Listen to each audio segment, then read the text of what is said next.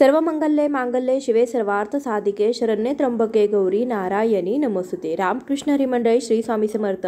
नवरात्र म्हटलं की देवीची घटस्थापना करण्यात येते। नवरात्र उत्सव हा देवी दुर्गाच्या 9 रूपांना समर्पित असतो।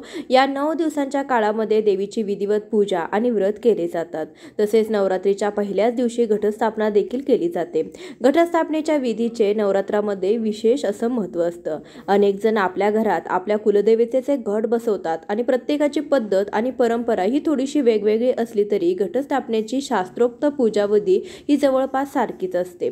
यंदा नवरात्र 22 सप्टेंबर पासून सुरू होत आहे, त्यामुळे नवरात्रीच्या पहिल्याच दिवशी आपल्याला घटस्थापना देखील करायची आहे। अनेकांना घटस्थापनेची योग्य पद्धत माहीत नसते, त्यामुळे आज आपण नवरात्रीमध्ये घटस्थापना कशी करावी, कोणत्या मुहूर्तावरती करावी याबद्दलची सविस्तर माहिती जाणून घेणार आहोत। त्यासाठी व्हिडिओ शेवटपर्यंत आवर्जून पहा। चॅनलवरती नवीन असाल तर सबस्क्राइब करा आणि जास्तीत जास्त लोकांपर्यंत शेअर करा। घटस्थापनेच्या दिवशी सर्वात आधी आपल्याला आपल्या देवघरातील सर्व देवांची पूजा करून घ्यायची आहे। पंचामृताने देवांना स्नान करून विड्याच्या पानावरती आपल्याला सर्व देव बसवायचे आहेत। त्यानंतर आपल्याला घटस्थापना करायची आहे। घटस्थापना करण्याआधी तुम्ही अखंड दिवा देखील लावू शकता। तुम्ही घटस्थापना करत नसाल तरी देखील तुम्ही घरामध्ये अखंड दिवा लावला तरी सुद्धा चालेल। तुम्ही ओल्या कुंकवाने अष्टदल कमल काढू शकता आणि त्यावरती अखंड दिवा ठेवू शकता, कारण की आपण तांदळाने काढलं तर 8 ते 10 दिवस ते तांदूळ देखील थोडेसे खराब होतात, कधी कधी काही दिवे गळतात देखील। आपल्या चॅनलवरती अखंड दिवा कसा लावावा याबद्दलचा सविस्तर व्हिडिओ आलेला आहे, नक्कीच पहा आणि घरामध्ये अखंड दिवा अवश्य लावा। सर्वात आधी घटस्थापना करण्या ठिकाणी आपल्याला जी जागा आहे ती स्वच्छ करून घ्यायची। तिथे आपल्याला रांगोळीने स्वस्ती काढायचं, हळदी कुंकू अक्षदा पुष्प व्हायचं। त्यानंतर आपल्याला तिथे पाट किंवा चौरंग मांडायचा आहे, त्यावरती शक्यतो लाल वस्त्र अंतरायचा आहे। त्यानंतर आपण घटस्थापना करणार आहोत। घटस्थापना करण्याआधी सर्वात आधी दिवा लावून घ्यायचा, दिव्याची पूजा करून घ्यायची। त्यानंतर गणपती बाप्पांची पूजा आपल्याला करायची आहे। या दिवशी सर्व देवी देवता हे विड्याच्या पानावरती बसवलेले जातात, कारण की 9 दिवस देव जे आहे तर ते हलवले जात नाहीत। देवांना अंघोळ घातली जात नाही। देवांना फक्त आपण पंचोपचारे पूजा करायची आहे। धूप दीप नैवेद्य दाखवायचे आहे, फुलं घालायचे आहेत, हळदी कुंकू व्हायचं आहे। तर इथे बघा, सर्वात आधी आपण गणपतीची स्थापना केली। 2 विड्याची पाने घेतली, त्यावरती आपण अक्षता घातल्या आणि त्यावरती आपण गणपती बाप्पांची मूर्ती ठेवून गणपती बाप्पांना हळदी कुंकू अक्षदा पुष्प वाहून घेतलेलं आहे। तुम्ही गणपती बाप्पांना असं चौरंगावरती मांडू शकता किंवा देवघरामध्ये जिथे तुम्ही पूजा केलेली आहे तर तिथेच तुम्ही गणपतीची मूर्ती स्थापित केली तरी सुद्धा चालेल। असं वेगळी गणपतीची मूर्ती ठेवण्याची देखील गरज नाही। आपण घट जो आहे तर तो आपल्या देवघरामध्ये देवघराच्या समोर बसवत असतो। तर सर्वात आधी देवांची पूजा करून घ्यायची आणि तिथेच खाली पाट मांडून तुम्ही ही घटस्थापना आहे तर ती करू शकता। तुम्ही जमिनीवरती ताट ठेवून त्यावरती घटस्थापना केली तरी सुद्धा चालेल, परंतु शक्यतो आपण आता हे घट जे आहे तर ते 9 दिवस बसवत असतो। आपण देवीचं प्रतीक म्हणून, कुलदेवतेचं प्रतीक म्हणून हे घट बसवत असतो, त्यासाठी शक्यतो चौरंगावरती किंवा पाटावरती अशी घटस्थापना अवश्य करा। सर्वात आधी ताट ठेवलेलं आहे, त्या ताटावरती तुम्ही एखादी पत्रावळी घालायची आहे, केळीचं पान घालायचं आहे किंवा तुम्ही टोपली देखील ठेवू शकता आणि त्यामध्ये आपण मातीचे 2 थर येतील असे आपण माती त्यामध्ये पसरवायची आहे। म्हणजे अगदी 1 इंच ते 2 इंच आपल्याला माती जी आहे तर ते पसरवायची आहे। त्यामध्ये मातीचा घट ठेवायचा आहे। घट स्वच्छ धुवून घ्या, म्हणजे त्यातली छिद्र जी असतात तर ती ओपन होतात, घट सचित्र बनतो आणि त्यामधून पाण्याचा निचरा व्यवस्थित होतो। आपला घट चांगला उगवण्यास मदत होते। घटाच्या गळ्याला लाल पिवळा धागा म्हणजे कलावा बांधून घ्यायचा आहे। त्यानंतर घटामध्ये आपल्याला हळदी कुंकू अक्षदा, 1 रुपयाचं नाणं, 1 सुपारी आणि 1 फूल घालायचं आहे। त्यामध्ये 5 विड्याची पाने आपल्याला घालायची आहे। विड्याच्या पानावरती देखील तुम्ही हळदी कुंकू लावून घेऊ शकता। घटस्थापना करण्यासाठी जी तुम्ही माती घेणार आहात तर ती माती जास्त मौसूत नसावी। त्या मातीमध्ये थोडेसे खडे असावे किंवा जाडसर माती असावी। खूपच चाळून माती घेऊ नका, कारण की अशी माती जी आहे तर ती पाणी टाकल्यानंतर दबली जाते आणि धान्य त्यामध्ये व्यवस्थित उगवत नाही। तर बघा, त्यानंतर नारळ आपण ठेवलेला आहे। तर काही ठिकाणी नारळ ठेवतात तर काही ठिकाणी नारळ देखील ठेवत नाहीत। तुमच्याकडे जशी पद्धत आहे त्या पद्धतीने तुम्ही करू शकता। आमच्याकडे नारळ ठेवला जातो आणि हा नारळ आहे तर तो 9 दिवस आपल्याला हलवायचा नाही। नाहीतर बरेच जण काय करतात बघा, माहितीच्या अभावी नारळ तर ठेवतात, परंतु प्रत्येक दिवशी तो नारळ उचलला जातो आणि त्या घटामध्ये पाणी ओतलं जातं। हा मातीचा घट जो आहे तर तो आपण संपूर्ण भरून घेतला तर अगदी 9 दिवस त्यामधलं थोडं थोडं पाणी खाली झिरपत राहतं, त्यामुळे आपल्याला घट जो आहे तर तो हलवायचा नसतो, कारण की कुलदैवतेचं प्रतीक म्हणून आपण हा घट बसवलेला असतो, तर तो हलवायचा नाही। त्यासाठी तुम्ही देखील नारळ रोज उचलत असाल तर तुम्ही शक्यतो नारळ उचलू नका। तुम्ही यामध्ये पाणी कसं घालायचं ते देखील मी तुम्हाला सांगणार आहे पुढे, त्यामुळे नारळ न हलवताच आपल्याला या घटाची पूजा जी आहे तर रोज करायची आहे। कलशाला देखील हळदी कुंकू लावून घ्यायचं, घटाला देखील 5 ठिकाणी हळदी कुंकवाचे नाम ओढून घ्यायचे।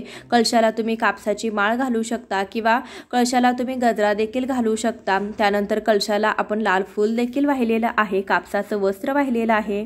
आता यामध्ये धान्य आपल्याला पेरायचं आहे। घटस्थापनेचा मुख्य भाग म्हणजे धान्य पेरणं असतं। धान्य घेत असताना तुम्ही ते धान्य चांगलं टपोरे दाणे, कठीण धान्य म्हणजे नवधान्य घ्यायचं आहे। जे धान्य आहे तर ते कुचकट पोचट नसावं, त्यामुळे जे धान्य आहे तर ते बघा व्यवस्थित उगवत नाही, त्यासाठी धान्य घेत असताना तुम्ही चांगलं धान्य बघून घ्यायचं आहे, निवडून घ्यायचं आहे। या अगोदरच्या टिप्सच्या व्हिडिओमध्ये मी व्यवस्थित सविस्तर माहिती दिलेली आहे। काही ठिकाणी विकत देखील पुडी मिळते नवधान्याची किंवा सप्तधान्याची, ती तुम्ही आणू शकता, परंतु शक्यतो घेतल्यानंतर ती निवडून घ्यावी। ते धान्य जुनं तर नाही का, किडले तर नाही का, पोचट का नाही का असं आपण चेक करायचं आहे आणि चांगलं धान्य तुम्ही घेऊ शकता। बऱ्याच जणांना प्रश्न पडतो की हे धान्य घेत असताना आपण कोणतं धान्य घ्यावं। इथे मी सप्तधान्य घेतलेलं आहे, गहू, ज्वारी, त्यानंतर मका, हिरवे मूग, हरभरा, जवस आणि सातू। या व्यतिरिक्त तुम्ही बाजरी घेऊ शकता, अजून एखादं धान्य देखील तुम्ही त्यामध्ये मिसळून नवधान्य देखील घेऊ शकता। तर आपण सप्तधान्य घेतलं तरी सुद्धा चालेल, तुम्ही घरामध्ये हे धान्य जमवू शकता किंवा तुम्ही विकत आणलं तरी सुद्धा चालेल। आता हे धान्य आपल्याला पेरायचं आहे। बरेच जण काय करतात, अगोदरच मातीमध्ये हे धान्य जे असतं तर ते मिक्स करून घेतात आणि त्यामुळे ते धान्य जे आहे तर ते पाणी टाकल्यानंतर खाली दबतं आणि त्यामुळे ते धान्य उगवत नाही, घटाला बुरा येतो, धान्य कुजतं, वास येतो। तर त्यासाठी आपण अशा प्रकारे पहिल्यांदा माती पसरवून घ्यायची, त्यामध्ये घट बसवून घ्यायचा आणि त्यानंतर घटाच्या सभोवताली आपल्याला हे धान्य जे आहे तर ते पेरून घ्यायचे। त्यामुळे काय होतं, घट देखील चांगला उगवतं, आपलं धान्य हिरवगार उगवतं, त्याला लवकर अंकुर फुटतात आणि आपलं जे धान्य आहे तर ते दाटसर असं उगवतं। बऱ्याच जणांचा घट पिवळा देखील पडतो, तर त्यासाठी कोणती चूक करू नये। तर बघा, आपण धान्य पेरल्यानंतर त्यावरती अगदी अलगद आपल्याला जी माती आहे तर ती पसरवायची। अगदी थोडं थोडं धान्य मुजल एवढंच माती आपल्याला टाकायची आहे, भरपूर प्रमाणामध्ये माती टाकायची नाही की धान्य खाली दबलं जाईल। अगदी थोडीशी धान्य तोपर्यंत झाकते तोपर्यंत आपल्याला माती जी आहे तर ते पसरून घ्यायची। घटाला पाणी घालत असताना आपल्याला त्यामध्ये थोडंसं पाणी घालायचं आहे, जास्त पाण्याची आवश्यकता नाही। तुम्ही दररोज त्यावरती पाणी शिंपाडू शकता, हाताने फुलाने तुम्ही पाणी शिंपाडू शकता, ग्लासने तांब्याने भरपूर प्रमाणामध्ये पाणी त्यामध्ये ओतू नका, नाहीतर जास्त पाणी होतं आणि धान्य जे आहे तर ते कुजतं, घटाला भुरा येतो, घट पिवळा पडतो। त्यासाठी आपण एक गोष्ट करायची, आपल्या हाताने आपण त्या मातीला स्पर्श करायचा। माती जी आहे तर ती थोडीशी कोरडी वाटली आपल्याला तर आपण हाताने पाणी शिंपडायचं, परंतु रोज उठून भरपूर तांब्याने त्यामध्ये पाणी ओतत राहू नका, त्यामुळे तुमचा घट कुजला जाईल। तर इथे बघा, आपण धान्य पेरून घेतलेलं आहे। आता फुलाच्या मदतीने किंवा हाताच्या मदतीने हे धान्य भिजेल, ही माती ओली होईल इतपत आपल्याला त्यामध्ये पाणी घालायचं आहे, जास्त पाणी आपल्याला घालायचं नाही।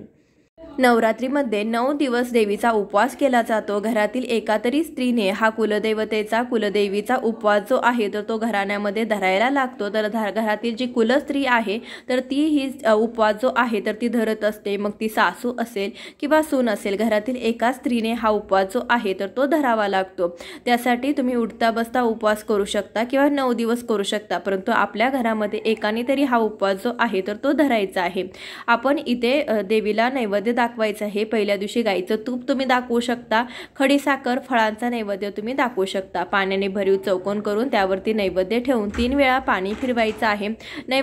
नैवेद्यम समर्पयामी असं आपल्याला 3 वेळा बोलायचं आहे। जो उपवास आहे तर तो काही जण बसता उठता म्हणजे पहिल्या दिवशी धरतात आणि शेवटच्या दिवशी धरतात, तर काही जण 9 दिवस हा उपवास जो आहे तर तो करतात।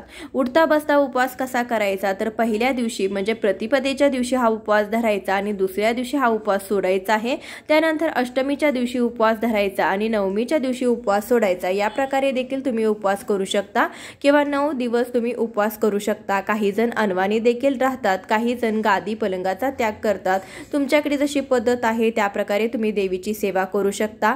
नवरात्रीमध्ये तुम्ही एकदा तरी कन्यापूजन अवश्य करावं. दुर्गाष्टमीच्या दिवशी किंवा नवमीच्या दिवशी किंवा सप्तमीच्या दिवशी कन्यापूजन केलं जातं. या दिवशी तुम्ही कन्यापूजन करू शकता. त्यासोबतच नवरात्रीमध्ये देवीची ओटी ही आपल्याला आवर्जून भरायची आहे. तुम्ही दुर्गाष्टमीच्या दिवशी, नवमीच्या दिवशी किंवा नवरात्रामध्ये कधीही तुम्ही देवीची ओटी भरू शकता. नवरात्रीमध्ये आपल्या दारामध्ये एखादं जनावर आलं, गाई कुत्रा आला तर त्याला हाकलून देऊ नका, किंवा एखादी जर भिक्षुक आला तर त्याला देखील हाकलून न देता आपण त्यांना काहीतरी द्यायचं आहे. नवरात्री म्हणजे तुमच्या घरामध्ये एखादी सुवासीन स्त्री कुमारिका आली तर तिचा देखील मानपान आपल्याला करायचं आहे. हळदी कुंकू द्यायचं, अगदी साखर तरी तुम्ही त्यांना अवश्य खायला द्या. नवरात्रीमध्ये कोणाचाही अपमान करू नये. नवरात्रीमध्ये चुकून देखील मांसाहार करू नये. नवरात्रीमध्ये ब्रह्मचर्याचं पालन करावं. नवरात्रीमध्ये क्रोध करू नये. घरामध्ये वादविवाद, भांडण, तंटे करू नये. आपल्या घरामध्ये माता ही सूक्ष्म स्वरूपामध्ये वास करत असते. त्यासाठी आपल्या घरातील वातावरण हे पवित्र, सात्विक आणि शांत राहील याचा आपल्याला काळजी घ्यायची आहे. आपलं घर हे आपल्याला स्वच्छ ठेवायचं आहे. नवरात्रीच्या अगोदरच आपल्याला आपल्या घराची स्वच्छता ही देखील करायची आहे. 9 दिवस आपल्याला देवीला वेगवेगळ्या माळा घालायच्या आहेत आणि नैवेद्य दाखवायचा आहे. जी माळा आहे तर त्या माळा रोज बदलायच्या का, तर माळा तुम्ही एकावर एक दुसरी माळ 9 दिवस घालायचे. पहिली माळ आपल्याला काढायची नाही. याशिवाय तुम्ही जी काही फुले वाहिलेली आहे तर ती तुम्ही रोज बदलू शकता आणि दुसरी फुलं देवांना वाहू शकता. घटस्थापनेचा शुभ मुहूर्त 22 सप्टेंबर 2025 म्हणजे सोमवारी सकाळी 6:09 पासून ते सकाळी 8:06 पर्यंत असणार आहे. अभिजित मुहूर्त जो आहे तर तो सकाळी 11:49 पासून ते 12:38 पर्यंत आहे. या काळामध्ये तुम्ही घटस्थापना करू शकता. आजच्या व्हिडिओमध्ये बरीचशी माहिती देण्याचा प्रयत्न केलेला आहे. व्हिडिओ तुम्हाला आवडला असेल तर नक्कीच व्हिडिओला एक लाईक करा आणि आपल्या मित्र परिवारांसोबत शेअर करा. चॅनलवरती नवीन असाल तर सबस्क्राईब करा. भेटूया अशाच एखाद्या व्हिडिओसोबत. तोपर्यंत श्री स्वामी समर्थ. जय माता दी.